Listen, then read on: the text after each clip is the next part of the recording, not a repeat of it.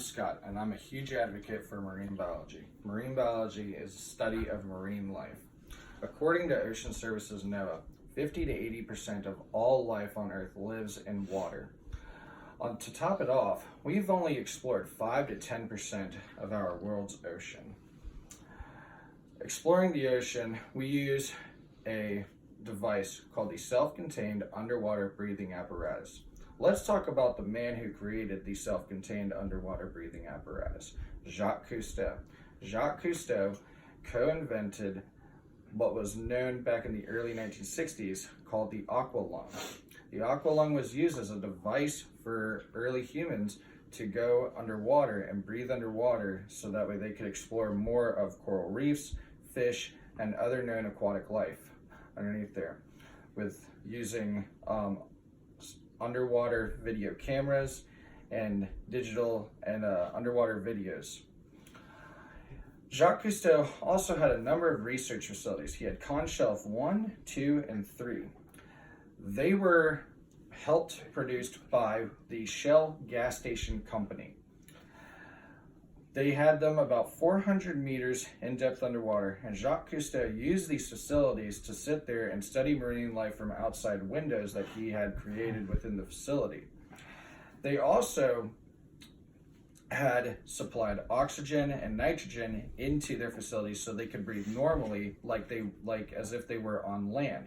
Because underwater, you're actually breathing in helium and oxygen rather than nitrogen and oxygen. So they had to have this combination mixture dumped down into the system from a rig on top in order for them to breathe normally so they wouldn't get what was called the bends.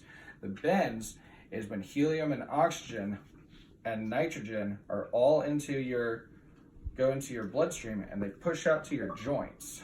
And then they explode and you end up with what's called the bends.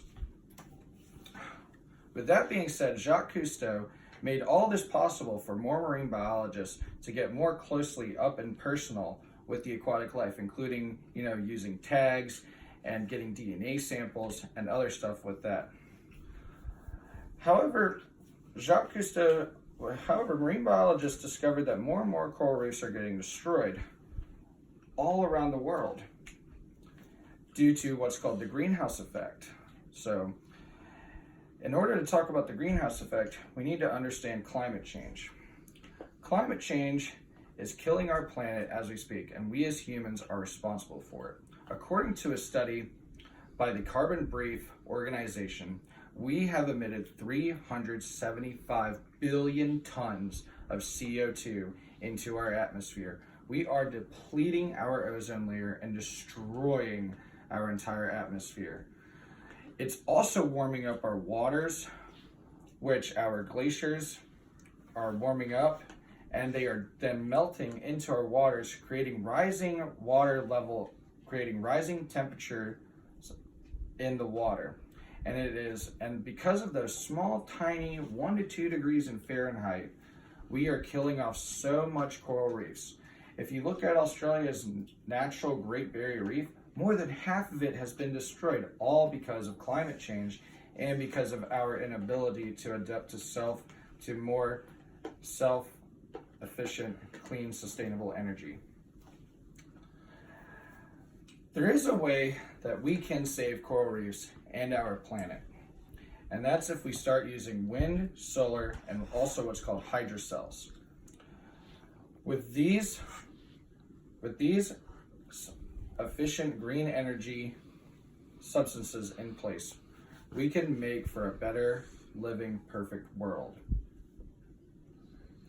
With that being said, I want everyone to just, pick up plastic from the ocean and, help conserve it, because that's another thing that we need to do in order to save our planet. Where am I? You're done? You can keep going. Good. Stop it.